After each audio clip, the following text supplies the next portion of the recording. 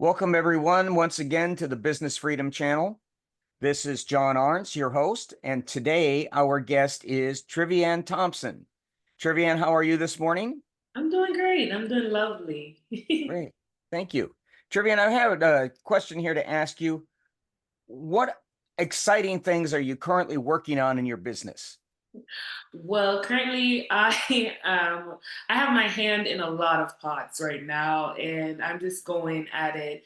My business is branding, healing, and basically I also have a nonprofit. So it's like I help people to master themselves as a coach and I help people to become a better version of themselves.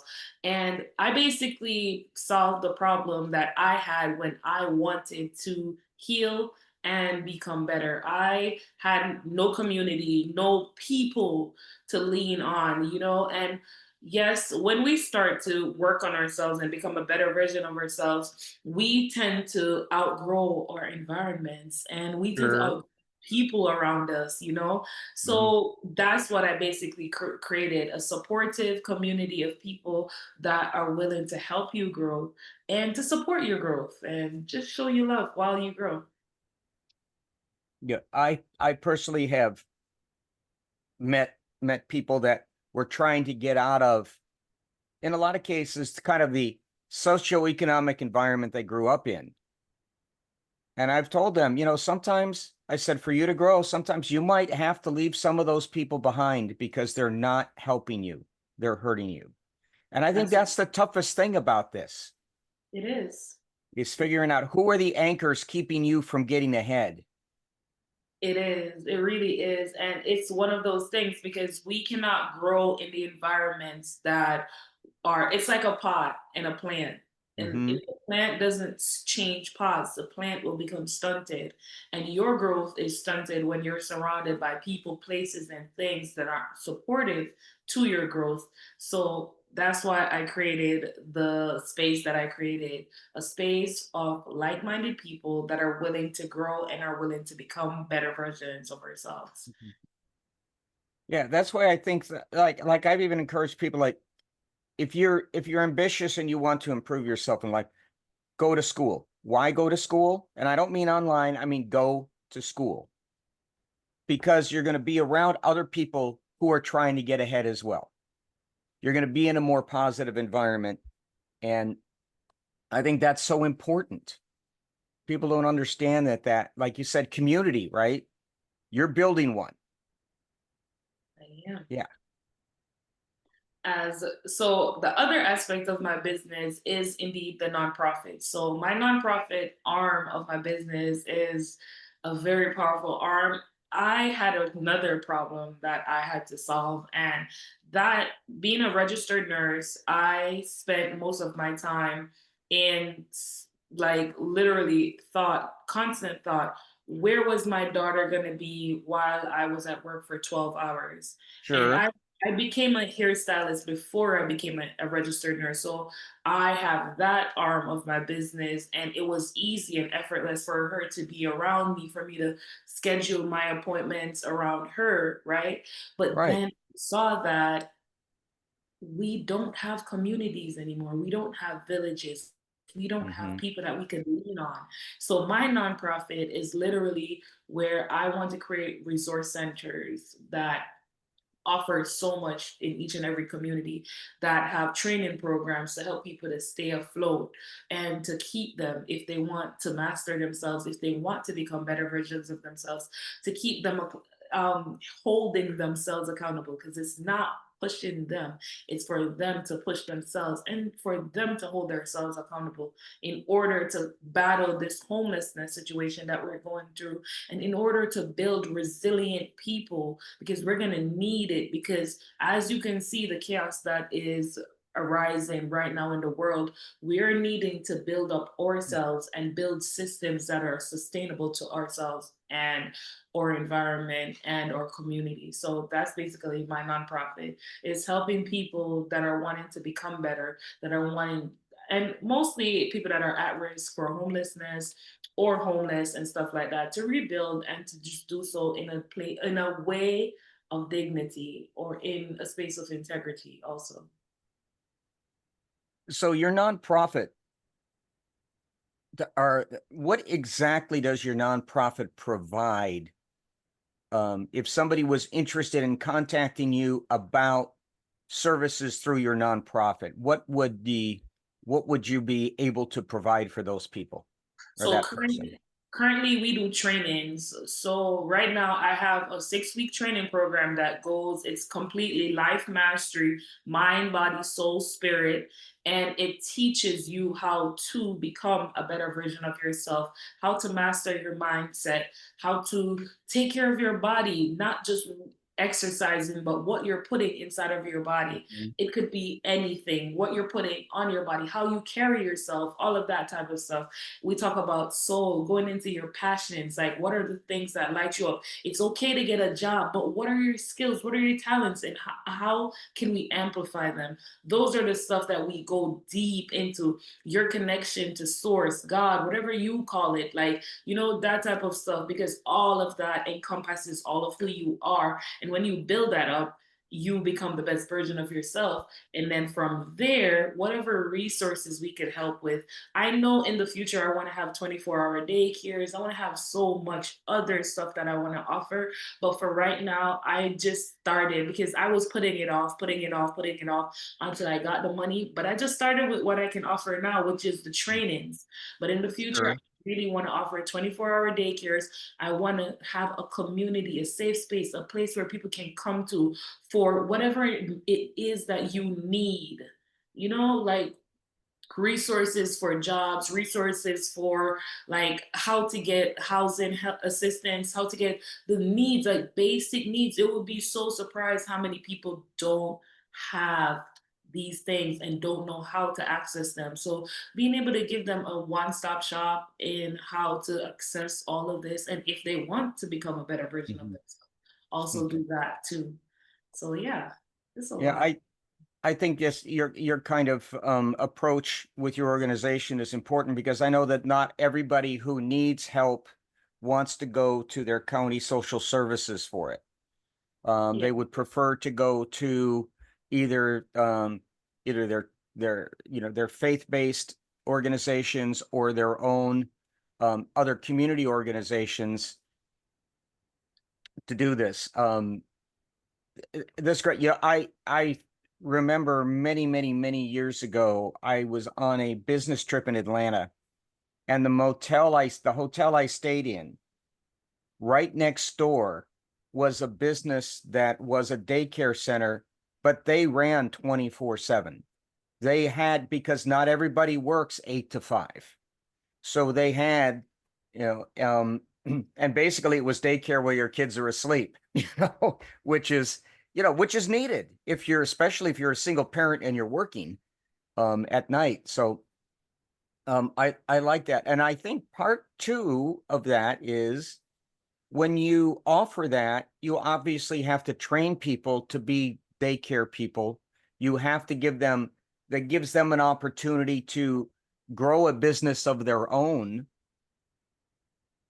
Um, I think that's excellent. I think there are so I many things that can dovetail together when you build a community like that, that it's really with her. And it's got to be difficult for you because now you've got to find sponsors. You've got to find people who are willing to invest in you to invest in other people they don't even know and will probably never even meet. So that's got to be a hard sell. It is.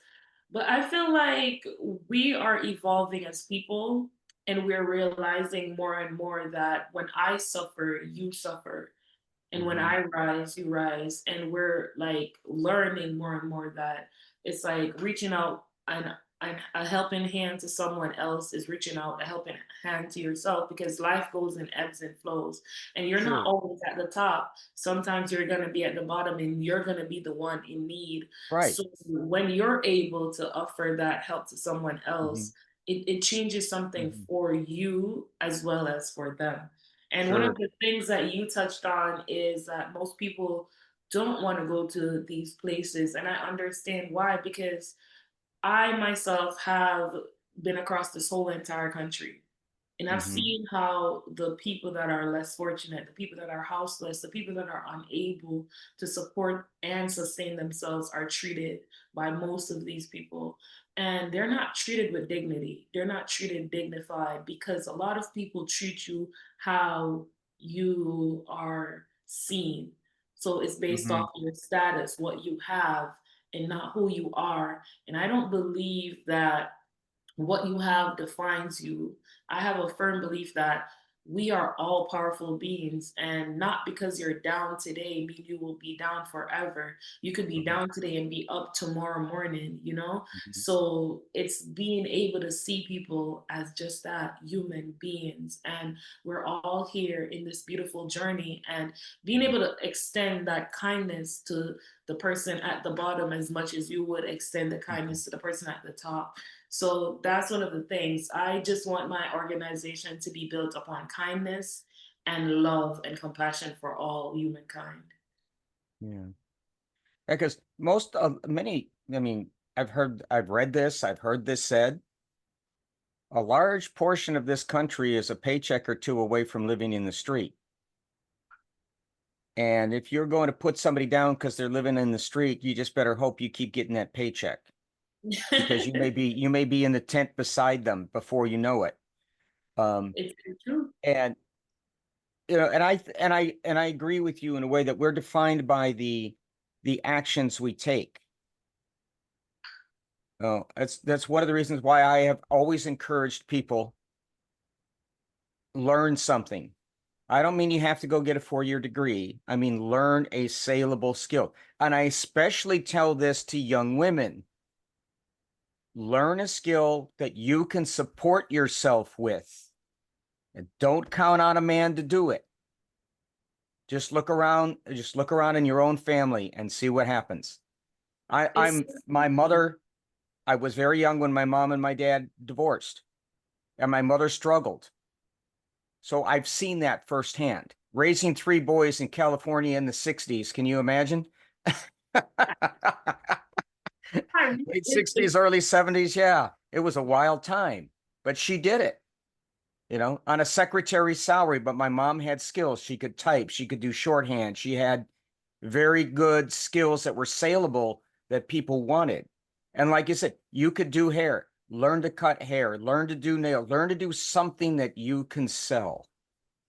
And that's another thing. So one of the major things that I teach, because I'm also a part of a lot of training programs for younger kids because Hmm. they're the future.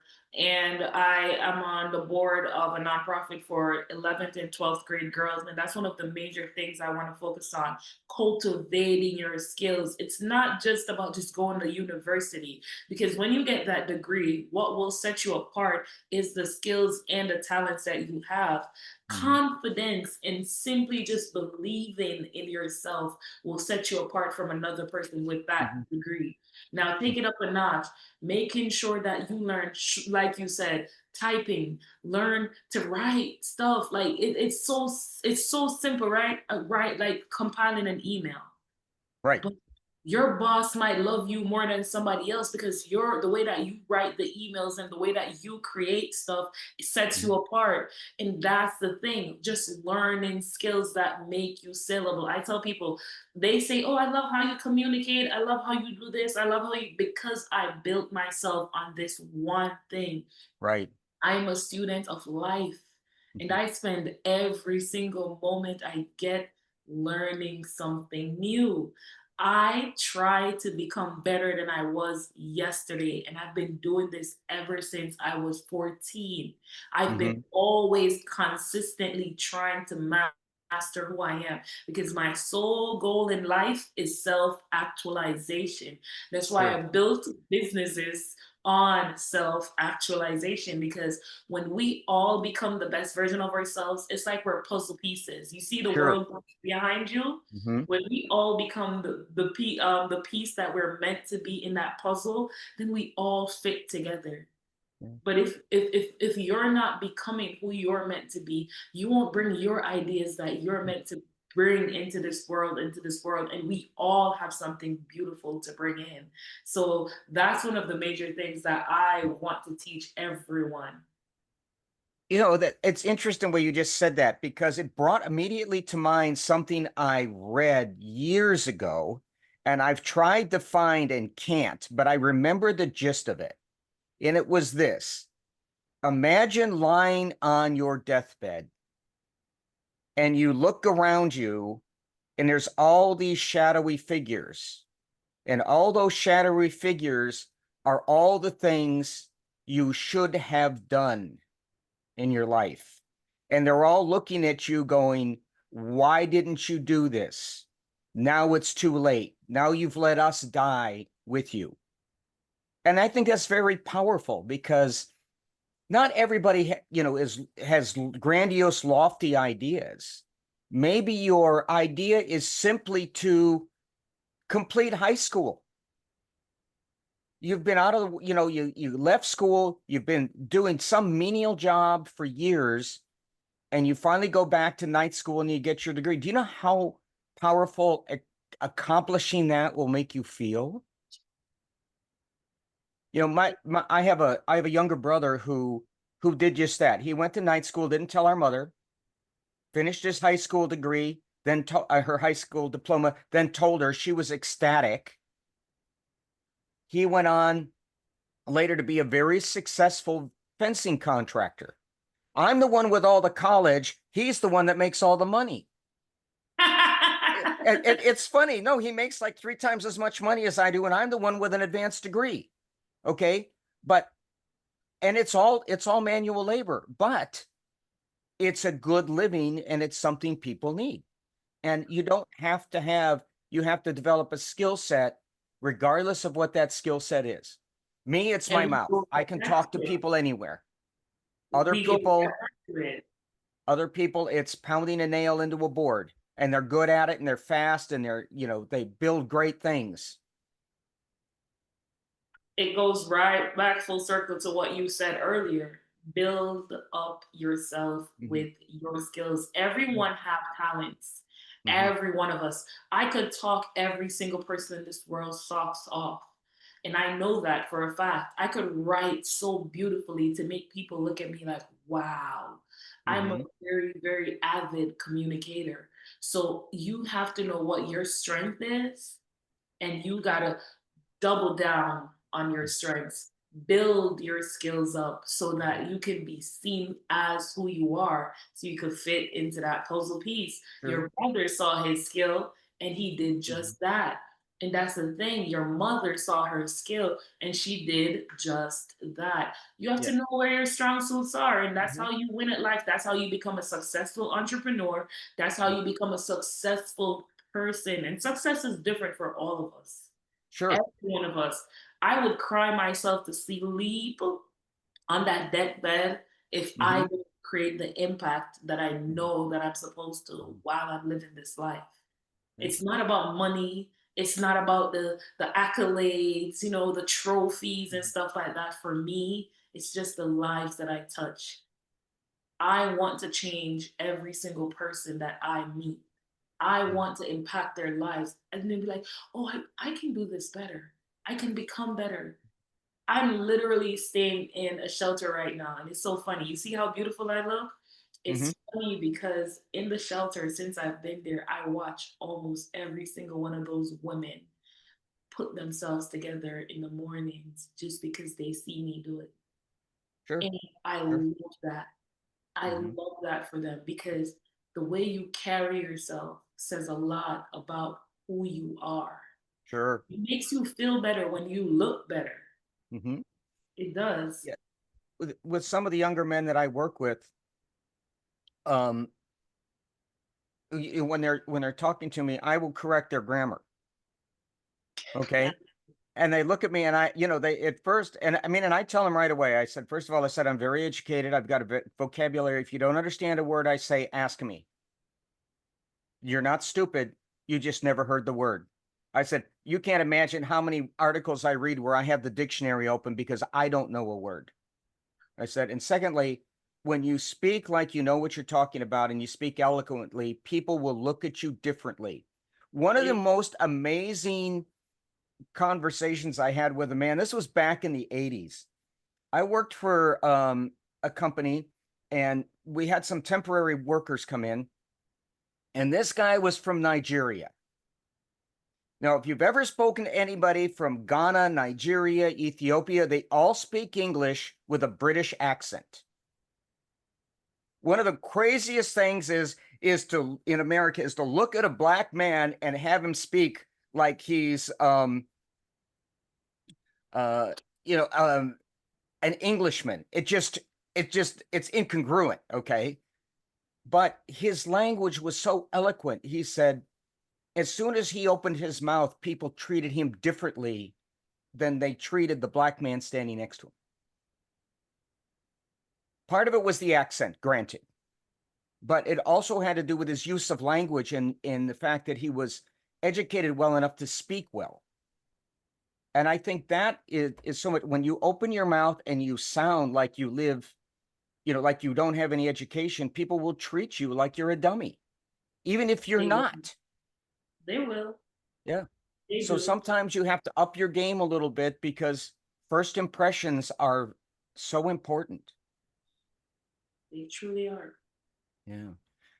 Yeah. And I've And I I've think had that's wonderful that you model a behavior to those ladies in your shelter that brings them up, that I, I think that's elevates them. wherever I go. I think because I embody what I do master myself. I Mhm. do show up better every time someone meets me. Maybe the next time we meet, you're gonna be like, oh wow, she's not that person that had that first initial conversation with me because I grow so rapidly. Because every single day, my goal is to become better than I was Mhm. yesterday. Mhm. It's that Yeah. simple. Yeah, I think we do. And I think we have a tendency as adults after we get out of school is we quit learning That's the worst instead thing of ever. learning all of the time.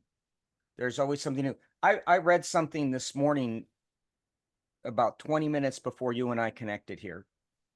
There is a gentleman who is a very, very wealthy hedge fund manager. I mean, this guy's worth billions of dollars. And his concern is right now that 60% of the population, and not just America, worldwide, are essentially becoming useless. They are. And it's so funny. I had a conversation with the one of the state representatives in my state recently, and he said that, but they were saying something around AI, and I was Right. trying to explain to them AI is a tool. We Yes. shouldn't be offsetting. Just like when phones came out, I said, "Oh my God, people are gonna become so brainless Hmm. because of the phone." Because remember, I remember knowing everyone's number off the top of my head. Yes. I had to do that too. I remember that, right? But now we've graduated to a space where we don't remember their numbers because they're in the phone. Now, if you don't become self aware, raise your level of consciousness, and use these things as a tool because it's supposed to help you to make your life easier, to offset some of the tasks, but Hmm. not to substitute your brain. So it's how we use Hmm. these tools that will help us to become more talented because it's like when you get a new technology, you're supposed to use it to level up, but Right. it can go both ways because you can use it to bring you to a lower state Sure. also. Yeah. And I argue with people who say, "Oh, well, AI is going to do this and going to do this." And I said, "Look, if I handed you a hammer, you could do two things with it. You could fix something or you can break something. Is it the hammer's fault? No. So you can use a technology to build or destroy. It's in your hands. And there are those who are going to use it for nefarious ends. And there are those people who are going to build great things and actually also become extremely wealthy." I think I'm going to be one of the latter. I promise you. I think it's a powerful tool, and I'm already using it to like not even 60% of its capacity. So I can't wait until I can use it in its Mhm. entirety.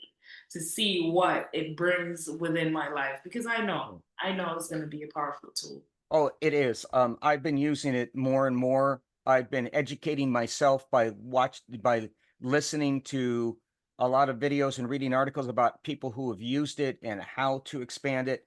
Um, it's it's going to be a powerful tool. It doesn't replace you learning. No, it doesn't. Like you made you comment about writing emails. Say, well, I'll just let ChatGPT do it. Mm-mm. Well, I've actually trained my AI assistant to write in the way I speak. And Okay. it's so funny And that you said that. it still doesn't hit the nail on the head because I read what it says and I go, I would never say that way. Okay. So you still have to go back and look at it and see it. And one thing I did find out, people talk about ChatGPT and they talk about Claude. Well, you use ChatGPT to develop what you want, then you run it through Claude, and Claude softens the language to sound more like people actually speak. So you can do this, but you still have to look at it and you still have to realize and do your own research. You can't just count on this machine. Well, I'll just type away, and then because you become brain dead and you're counting on this, you're counting on bits and bytes running around at the speed of light to figure out whether or not what you're saying is worth saying. It just, no, you I can't. agree. I agree. So, John, what I would say though is this: picture it as an employee, Mm-hmm. but you're the CEO. Yeah. Everything that runs through your business Mm-hmm. is going to be who you are. Right. So, if you don't make sure that you're on top of it, then you're going to be in problems. Sure. But there are models being developed that are not Chat GPT, because Chat GPT, it really sucks. But there are models that are being developed that can help you to run your entire business Mm-hmm. all on your own. Like you have 5 extra employees. Sure. And honestly, I told Chat GPT the other day that I trust AI more than I trust humans. Why? Because humans are going to show up, and they're going to show up in a different state every day, Sure. emotionally, mentally, and all of that. If they haven't healed themselves fully, they're going to be in a different state Mm-hmm. every day. Mm-hmm. And as employees, they might feel some way about how you do your Mm-hmm. business, and then they start to react, and the way that they do their job is going to change. But with I don't think AI is going to show up differently on any given day. They're just going to show up and do what you Right. ask of them. Right. So it's easier for me to trust because that's the Mm-hmm. analytic brain that I have. It's Sure. easier for me to trust that that is going to be that and it's going to be okay. Yeah. And I work with that as opposed to working with humans and their feelings every day. And I'm gonna have to be reprimanding people because of their behavior. All right. Well, Treviann, how can people get in touch with you? People who watch this, who want to get in touch with you, who either want to, maybe get some service help, maybe want to help out, volunteer, maybe they want to make some monetary donations to help you move your business along. What's the best way for them to contact you? I would say my website has my contact information, and it has a lot of information about more about what I do. It's alchemicmastery.com. What's Also, feel free to find me on any social media page. My book and all of it is on YouTube. If you even type my name on Google, that's how good of a brander I am. You could find me on Google with just my first name. I did not know that until I did it Oh, recently. well, you do have a unique first name in terms of the way it's spelled. So Yeah. you pop up, and obviously you're marketing yourself well, because if you're hitting the top of the list, I mean, yeah, yeah, the algorithm likes you. No, it's SEO and branding. That's Yeah. not being liked. It's really putting in a lot of work. Mhm. But to be honest, you could even reach out to me by phone. I have 2 different phone numbers. I'll give you the latest one: 215-783-1963. Okay. And sending me an email also works too. It's Treviann at alchemicmastery.com. At what mastery? Alchemicmastery.com. Alchemic. Yes, the name of the business. We didn't even talk about my book or anything like that. And see, I tell people it's so much about me. It's too much. Well, well, there can always be another time for that.